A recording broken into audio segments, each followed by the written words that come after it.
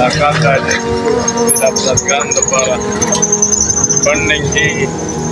او الحمدلله طارق بھائی سار نه ولاړ دی او دا خدمت د سرانجام کوي الله یې د اجر ورکړي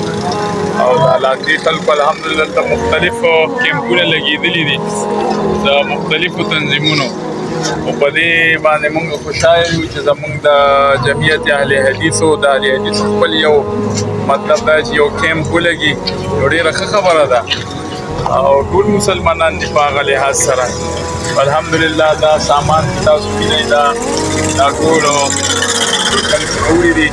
او دا به تر ماښامه پورې لګېدي وي رب العالمین دې ټولو له اجر ورکړي او څوک چې په دې خدمت کې لګیا دي رب العالمین دې دا اوس ورکړي چې ما سهار یو خبره کوم ما سهار ماشومان د سکول ولیدل او زه غیر ډېر ګټ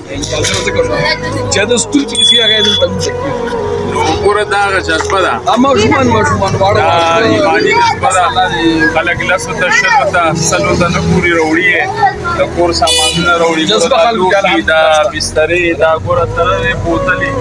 بس دې ته د ایمان جذبه وایي او انشاءالله الله تعالی په دې موقع کې مؤمنان ښیي